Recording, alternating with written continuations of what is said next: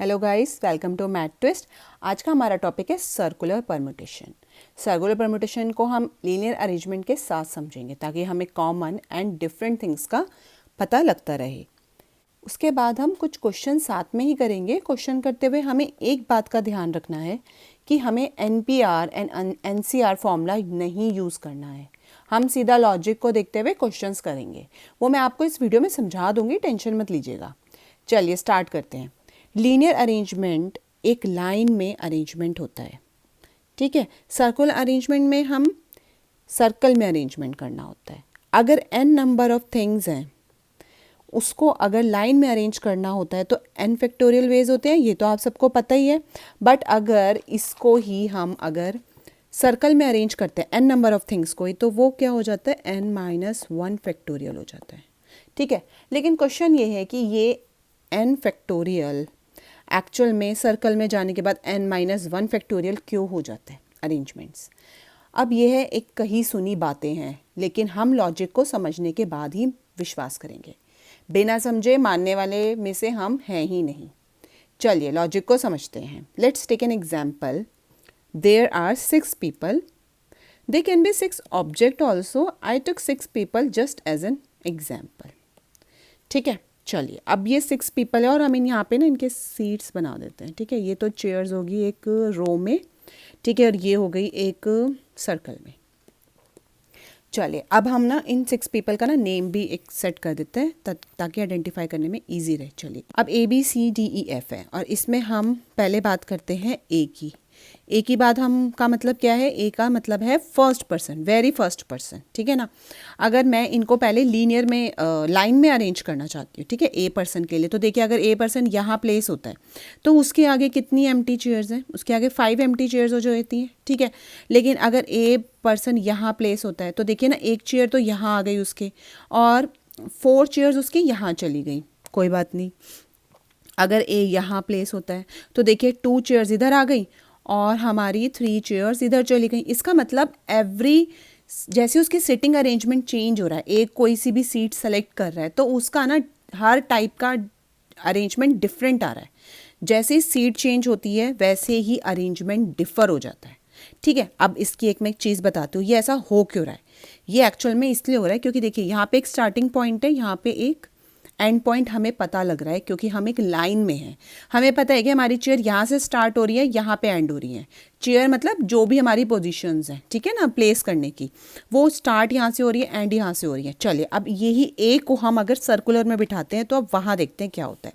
पहले आप मुझे एक बात बता दीजिए, आप सर्कल में कोई भी एंड और स्टार्ट पॉइंट बता पा रहे हैं? आप ये बता पा रहे हैं कि ये चेयर फर्स्ट होगी या फिर ये वाली चेयर फर्स्ट होगी या कौन सी एंड हो गई? ये हम नहीं बता पा रहे। एक्चुअल में ना यही एक बहुत बड़ा रीज़न है डिफरेंस का सर्कुलर और लीनियर में, ठीक है। चलिए अब कोई बात नहीं, हम एग्जाम्पल के थ्रू ही समझेंगे।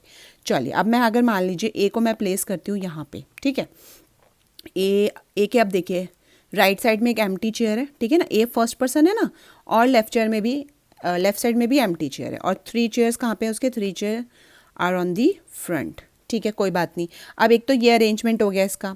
अब ए कह रहा है मुझे यहाँ बैठना ही नहीं है, नहीं बैठना तो हम क्या कर सकते हैं? अब हमें उसके हिसाब से चलना पड़ेगा ना। अब ये कह रहे हैं मुझे तो यहाँ बैठना है, कोई बात नहीं, बैठ जाइए आप यहाँ पे। चलिए अब उसके क्या हो गया? अब इधर तो लेफ्ट साइड में तो फिर एक एम्प्टी चेयर आ गई, फ्रंट में फिर एक राइट साइड में फिर एक एम्प्टी चेयर आ गई, फ्रंट्स में फिर 3 एम्प्टी चेयर्स हैं।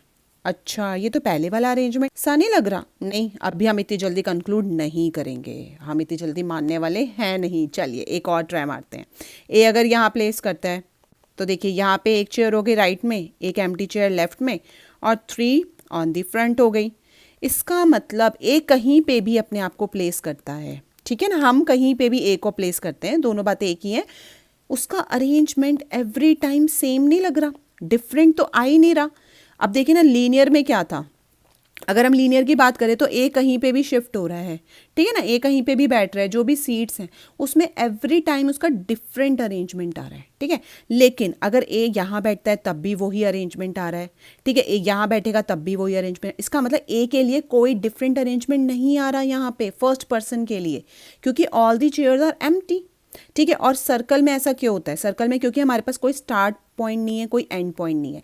लीनियर में हमें पता था कि ये फर्स्ट चेयर है, ये सेकंड है, ऐसे करके हम मार्क भी कर सकते हैं, बट सर्कल में हम किसी भी पोजीशन को मार्क नहीं कर सकते। इसका मतलब सर्कल में कहीं पे भी ए बैठता है, ए मतलब फर्स्ट पर्सन कहीं पे भी बैठता है, उसके लिए सेम अरेंजमेंट है। इसका मतलब क्या हुआ? इसका मतलब ये हुआ कि लीनियर में तो उसके पास 6 वेज थे, डिफरेंट पे ध्यान देना, ठीक है ना, डिफरेंट 6 वेज थे।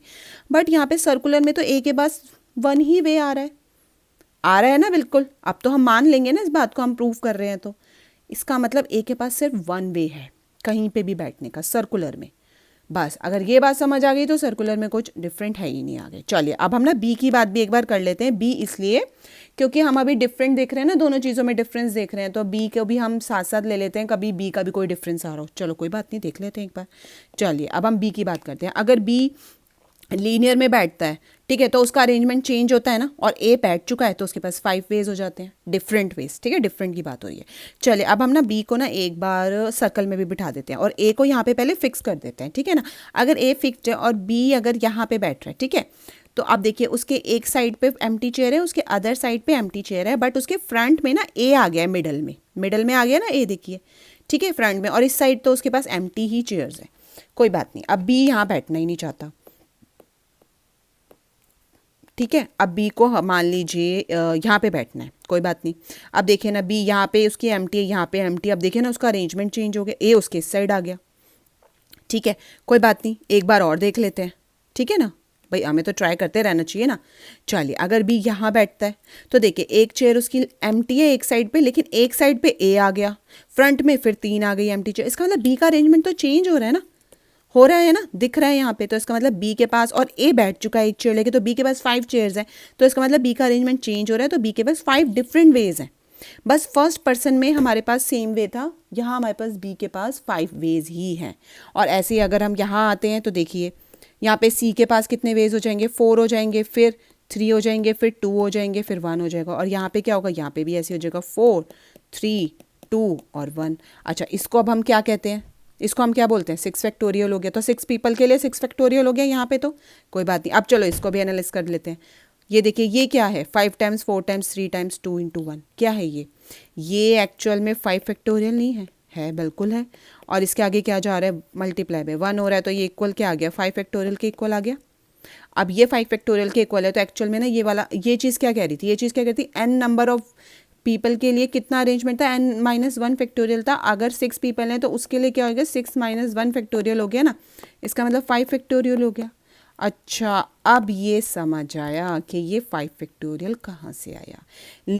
लीनियर में क्या हो रहा था, लीनियर में स्टार्ट पॉइंट पता था, एंड पॉइंट पता था, कोई बात नहीं, उस वजह से हम सिटिंग अरेंजमेंट को नंबर भी कर सकते थे, और इस वजह से एवरी अरेंजमेंट डिफरेंट हो रहा था वेरी फर्स्ट पर्सन से, ठीक है, समझ आ गई ये बात, ठीक है। सेकंड, ठीक है, लेकिन जब हम सर्कल में उनको अरेंज करते हैं मान लीजिए, तो वेरी फर्स्ट पर्सन के लिए ना तो कोई स्टार्ट पॉइंट है ना कोई एंड पॉइंट है, ठीक है ना। सर्कल तो कोई एंड पॉइंट और स्टार्ट पॉइंट देता ही नहीं है कभी भी। उस केस में क्या हो रहा है, उस केस में ए के लिए एवरी अरेंजमेंट इज सिमिलर, सारे अरेंजमेंट सेम है, कहीं पे भी डिफरेंस नहीं आ रहा। और हम फैक्टोरियल में क्या कहते हैं, डिफरेंट वेज, है ना, यही बात करते हैं ना वेज में, तो यहाँ पे तो 1 ही वे आएगा ए के लिए। बस यही बात थी जो समझनी थी। अगर आप ये बात समझ गए कि बस फर्स्ट पर्सन के लिए ही डिफरेंस आता है, ए के लिए ही डिफरेंस आ रहा है सर्कुलर और लीनियर में, बी से तो दोनों सेम चल रहे हैं, इसीलिए ही ये n फैक्टोरियल होता है यहाँ पे, और यहाँ पे होता है n-1 फैक्टोरियल। समझ आ गई बात। चलिए अच्छा एक बात और, अगर मेरा चैनल अभी तक आपने सब्सक्राइब नहीं करा है तो प्लीज़ सब्सक्राइब कर दीजिएगा और नोटिफिकेशन बेल को जरूर दबाइएगा। और एक बात और, अगर वीडियो अच्छी लगे ना तो प्लीज़ वीडियो पूरी देखने के बाद एक बार लाइक बटन जरूर दबा देना। चलिए अच्छा अब हमारा जो नेक्स्ट टॉपिक है हमारा ये है कि हम एनसीआर और एनपीआर क्यों नहीं यूज़ करते, और हम लॉजिक के थ्रू कैसे आंसर्स निकाल देते हैं, जो आगे जाके क्वेश्चंस करने में बहुत ज़्यादा हेल्प करेंगे। चलिए स्टार्ट करते हैं। देखिए अब हम पहले ना क्वेश्चन पढ़ते हैं, सबसे पहले हमें क्वेश्चंस पे जाना है, ठीक है, और कीवर्ड्स को सिलेक्ट करना है। Suppose there are 5 people from which 3 people need to be selected, ठीक है। देखिए कीवर्ड पे ध्यान दीजिए, सेलेक्टेड मतलब कॉम्बिनेशन कह लो, सिलेक्शन कह लो, कुछ भी कह लो, ठीक है ना, एक ही चीज़ है। चलिए अब हम देखते हैं कि देखो 3 पीपल कैसे सेलेक्ट होंगे अगर 5 हैं तो। चलिए 3 डैश डाल देते हैं। फर्स्ट पर्सन के लिए कितने वेज होंगे, 5 वेज होंगे, ये तो आपको पता ही है ना, तो बेसिक है। फिर 4 हो गए, फिर 3 हो गए। अब 3 के 3 पीपल हमारे सिलेक्ट हो रहे हैं तो हम इनको मल्टीप्लाई कर देंगे।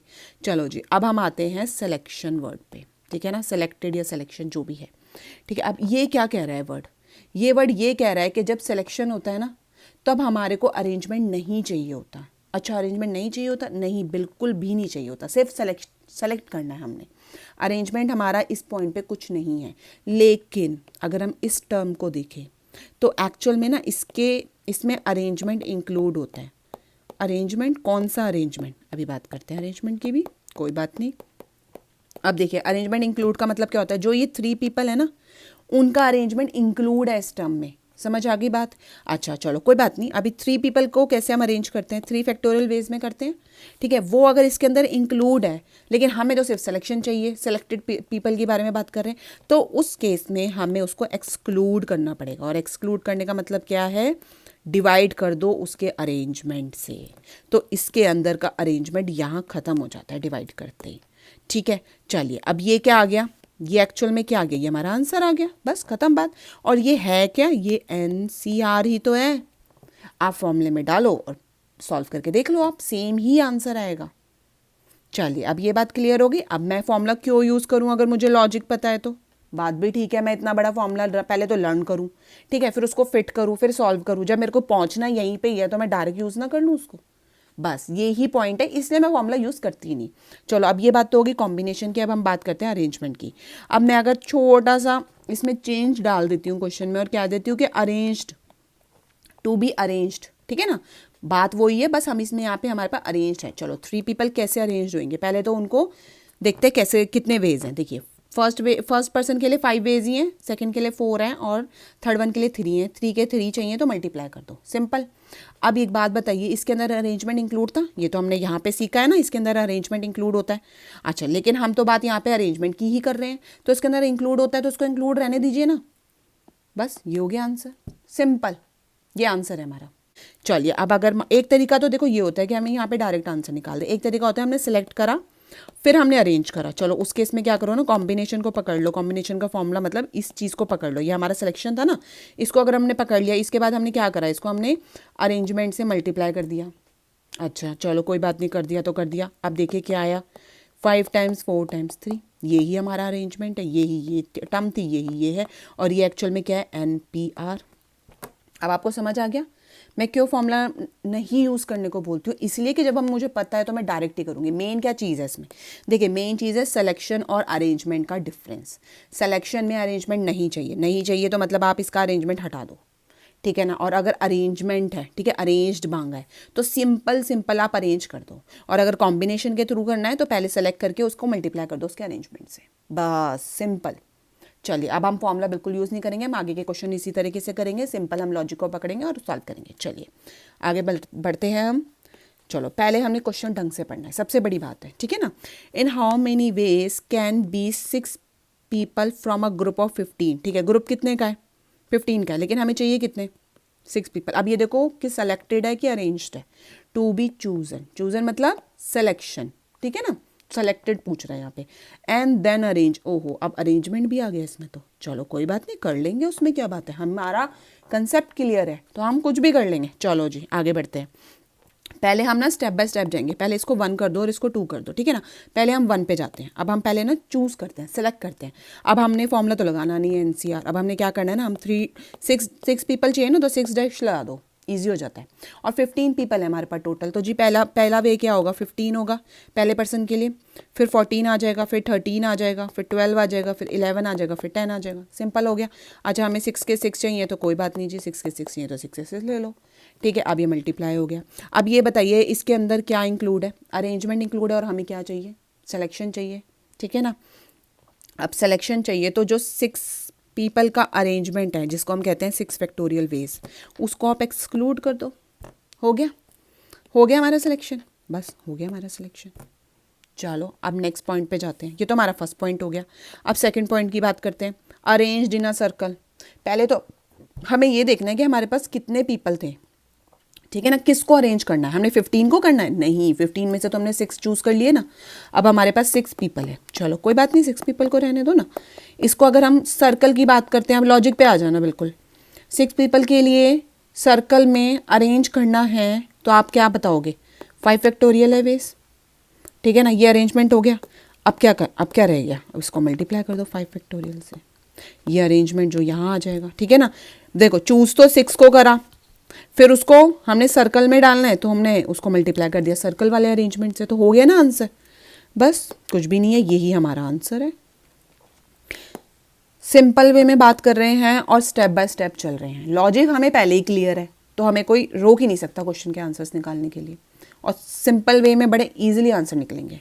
ठीक है, समझ आ गया। मैं रिपीट करती हूँ एक बार। 15 पीपल थे, 6 पीपल सेलेक्ट करा, तो 6 पीपल मैंने ऐसे सेलेक्ट कर लिया जिसके अंदर अरेंजमेंट इंक्लूड था, लेकिन मुझे सिर्फ सिलेक्शन ही चाहिए था, तो मैंने क्या करा ना, 6 पीपल का अरेंजमेंट को उसमें से एक्सक्लूड कर दिया। ठीक है, उसके बाद हमने 6 पीपल को अरेंज करना था सर्कल में, तो 6 पीपल को मैंने उठा लिया और फिर उसको अरेंज कर दिया सर्कल की बात हो रही है, और उसको मैंने मल्टीप्लाई कर दिया, तो ये अरेंजमेंट भी हो गया। चलो जी, हो गया क्वेश्चन। तो अब नेक्स्ट पे आ जाए। चलो देखिए क्वेश्चन पढ़ते हैं। 4 men 4 women are to be seated at a round table. ठीक है, अंडरलाइन साथ साथ करना है और कीवर्ड्स पे ध्यान देना है। In how many different ways can they, question की गलतियों पे नहीं, क्वेश्चन की भावनाओं को समझना। जोक सा पार्ट दोबारा पढ़ते हैं। 4 men and 4 women are to be seated at a round table. In how many different ways can they be seated if men and women sit alternate? ठीक है, man and women sit alternate मतलब एक man है और next क्या है, women आएंगी। 2 man 2 women साथ में नहीं बैठ सकते। चलिए अब एक ने सर्कल बना लेते हैं, सर्कल पे ध्यान देना, ड्राइंग पे नहीं। चलिए ये हमारे हो गए 4 मैन और अदर कलर से हमने विमेन कर दिया। ठीक है ना। अब चलिए अब 4 मैन को पहले अरेंज करते हैं।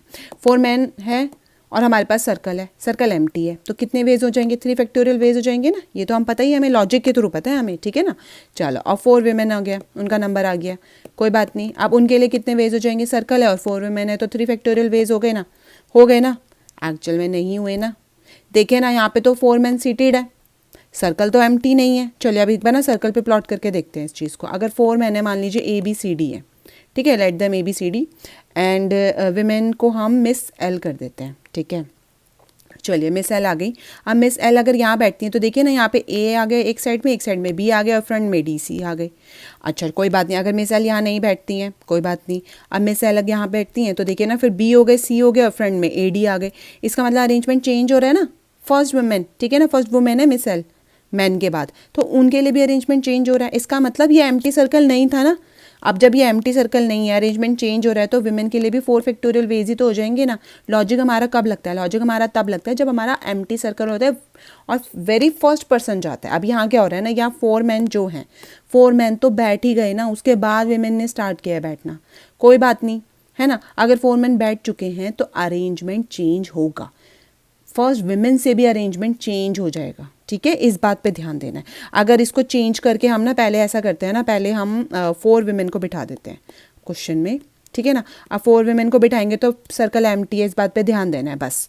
तो 3 फैक्टोरियल वेज हो गए ना विमेन के लिए। और अगर 4 मैन आ जाते हैं उसके बाद हम मैन को बिठाते हैं, तब 4 मैन के लिए विमेन सीटेड है, ठीक है ना। तो इस केस में मैन के लिए अरेंजमेंट चेंज हो रहा है, ठीक है, फर्स्ट मैन के लिए भी चेंज हो रहा है, तो 4 फैक्टोरियल वेज हो गए। और अगर जैसे हमें यहाँ पे दोनों चीज़ चाहिए थी तो हमने 3 फैक्टोरियल मल्टीप्लाई बाय 4 फैक्टोरियल कर दिया था, ये हमारा आंसर था। और देखिए यहाँ पे भी हमारा यही आंसर आ रहा है। ठीक है ना भाई, मैन एंड वुमेन दोनों चाहिए तो मल्टीप्लाई करना पड़ेगा ना, यहाँ पे भी वही केस है। ठीक है ना, तो आप चाहे 4 मैन को पहले बिठा दीजिए, चाहे 4 वुमेन को पहले बिठा दीजिए, आंसर आपका सेम आएगा। चलिए नेक्स्ट क्वेश्चन करते हैं। हमारा क्वेश्चन है अ फैमिली ऑफ 8, ठीक है, अंडरलाइन करते चलिएगा। Family of 8 is seated randomly around a circular table, circular table को भी कर लो जो अंडरलाइन, ठीक है ना। In how many ways can 2 youngest member of the family sit together. अच्छा 2 यंगेस्ट मेंबर मान लो, चलो किड्स ही मांग लो, ठीक है ना। अब 2 बच्चे हैं जी, 2 बच्चे कह रहे हैं कि हमें तो इकट्ठे ही बैठना है, कोई बात नहीं, हो ही जाता है फैमिलीज़ में। अब 2 बच्चे इकट्ठे कैसे बैठेंगे? पहले हम क्या करते हैं, मान लो उनको नेम दे देते हैं ताकि ईजी हो जाए हमारे लिए ना आइडेंटिफाई करना। ठीक है, अब 2 जो यंगेस्ट है ना मेंबर, उनको नेम दे दिया मैंने A और B। अब वो कह रहे हैं मुझे तो इकट्ठे ही बैठना है, कोई बात नहीं, बैठने दो ना, बच्चे ही तो हैं, बैठने दो। ठीक है चलो कोई बात नहीं, इन बच्चों को इकट्ठा एक यूनिट कर दीजिए, बस कुछ नहीं करना, एक यूनिट कर दिया हमने तो। अब उसके पास कितने जने रह गए मेंबर्स, देखिए ना 8 थे, 2 को हमने एक यूनिट कर दिया, 2 तो चले गए ना, एक यूनिट बन गए। अब कितने रह गए? 6 रह गए, तो कितने हो गए टोटल? 7 हो गए ना, अभी रेस्ट्रिक्शन को साथ में लेके चल रहे हैं हम, ठीक है ना, 7 हो गए। अच्छा चलो कोई बात नहीं, 7 हो गए। अब 7 लोगों को हम किस पे बिठा रहे हैं, सर्कुलर पे बिठा रहे हैं ना। तो इस इतनों को कितने वेज है हमारे पास, 7 को सर्कुलर में बिठाने के लिए 6 फैक्टोरियल वेज हो गए ना, बस हो गया आंसर, बढ़िया। नहीं, अब आप ना एक चीज़ भूल गए ना, आप देखिए ना ए और बी है, इनके अंदर भी तो हो सकता है अरेंजमेंट चेंज। अब ये तो ए बी है और ये बी ए भी तो हो सकता है। वो बच्चा कहेगा मैं इधर बैठ रहा हूँ, वो बच्चा कहेगा मैं उधर बैठ रहा हूँ, तो ये भी तो एक अरेंजमेंट है ना। तो उस केस में आप इन दोनों के बीच का भी अरेंजमेंट ले लो और यही आपका आंसर हो गया। बस 6 फैक्टोरियल इसलिए आए क्योंकि 7 थी हमारे पास मेंबर, रिस्ट्रिक्शन को साथ में लेकर, और उसके लिए हमें सर्कल में करना था, ठीक है ना। सर्कल के लिए हम 6 फैक्टोरियल और 2 फैक्टोरियल हमने इन दोनों के बीच के अरेंजमेंट को भी कंसीडर कर दिया। चलो अब एक ट्यूज डाल दूँ, चलो कोई नहीं, डाल देते हैं। अच्छी बात है ना भाई, जो भी चीज़ों क्लियर होनी चाहिए अच्छी तरह। चलो अब एक बात और देख लेते हैं कि इसमें ना एक चीज़ मैं डाल रही हूँ कि never sit together. Never sit together का मतलब क्या है, कुछ भी नहीं है जी, लड़ाई हो गई दोनों बच्चों की। अब वो कह रहे हैं ना तो मैं उसके साथ बैठना चाहता हूँ ना वो मेरे साथ बैठना चाहता है। अब इन दोनों पे जो रिस्ट्रिक्शन हमने पहले लगाई थी ना वो तो अब है नहीं, लड़ाई हो गई, कोई बात नहीं, थोड़ी देर बाद मिल भी जाएंगे, लेकिन अभी हम लड़ाई मान के चलते हैं, ठीक है ना। चलिए अब नेवर सिट टुगेदर आएगा कैसे, नेवर सिट टुगेदर ऐसे आएगा कि अगर आप एक नॉर्मल चीज़ को लेके चलो, इसमें कोई परमुटेशन नहीं आ रही बात, ना कॉम्बिनेशन आ रही, ठीक है। नेवर सिट टुगेदर को हम कैसे सॉल्व कर सकते हैं, देखो अगर हम टोटल अरेंजमेंट ले लें, उसमें से हम सिट टुगेदर ले लें, माइनस कर दें, है ना। टोटल अरेंजमेंट में से सिट टुगेदर का अरेंजमेंट माइनस कर दे तो क्या आ जाएगा, तो नेवर सिट टुगेदर ही तो आ जाएगा, ना बिल्कुल। चलिए अब ये तो हो गया हमारा सिट टुगेदर, ये तो हमने निकाल ही लिया है। अब टोटल की बात करते हैं। अब टोटल क्या होता है, देखिए यहाँ पे है बात समझने की। टोटल क्या है, टोटल बिना किसी रिस्ट्रिक्शन के है। मतलब दो यंगेस्ट मेंबर जो कह रहे हैं ना मैं साथ में रह रहा हूँ, मैं बैठना चाहता हूँ या नहीं बैठना चाहता, वो रिस्ट्रिक्शन है ही नहीं। टोटल का मतलब सीधा क्या, आप मेंबर्स को उठा लो, कितने मेंबर्स थे, 8 मेंबर्स थे, ठीक है ना। 8 मेंबर्स हैं, उनको हमने कहाँ बिठाना है, सर्कुलर टेबल पे बिठाना है। तो कितने कितने वेज हो जाएंगे, है ना। 8 मेंबर को सर्कुलर टेबल पे बिठाने के 7 फैक्टोरियल वेज हो गए, ये बात क्लियर है। अच्छा अब उसमें से हमने माइनस क्या करना है, सीधा इसको उठा के ले जाओ, बस 6 फैक्टोरियल मल्टीप्लाई बाय 2 फैक्टोरियल, बस और कुछ भी नहीं है। ये क्या आ गया हमारा, नेवर सिट टुगेदर। अगर मान लो ये क्वेश्चन में आपके आ जाता है नेवर सिट टुगेदर, तो आप पहले सिट टुगेदर निकाल लो, कुछ नहीं हो रहा, 2 मिनट लगने हैं। उसके बाद टोटल में से सिट टुगेदर माइनस कर देना। बस हाँ ये बात जरूर ध्यान देना कि टोटल क्या है, टोटल विदाउट एनी रिस्ट्रिक्शन को टोटल कहेंगे हम, ठीक है ना। 8 पीपल हैं, 8 मेंबर्स हैं, उसके लिए हमने 7 फैक्टोरियल वेज हो गए सर्कुलर के, जो हम पढ़ चुके हैं, हमें लॉजिक पता है, इसलिए ही हम फॉलो कर रहे हैं, बस हो गया। चलिए अब एक चीज़ मैं ऐड करना चाहती हूँ, मैंने डिस्क्रिप्शन बॉक्स में एक गूगल फॉर्म बना रखा है कुछ इसी टाइप के क्वेश्चंस को लेके, ठीक है। को प्रैक्टिस करिए और उसको सबमिट करने के बाद आपके पास एक ऑप्शन आता है व्यू स्कोर्स का, आपके स्कोर्स भी उसमें आपको दिख जाएंगे, हैंड टू हैंड दिख जाएंगे बिल्कुल। तो जैसे ही आप स्कोर्स पे जाएंगे आपको स्कोर शेयर कर दिया जाएगा, और प्लीज़ उन स्कोर्स को प्लीज़ कमेंट बॉक्स में शेयर करना, अच्छा लगेगा। चलिए मिलते हैं अब नेक्स्ट वीडियो पे, till then take care, bye bye.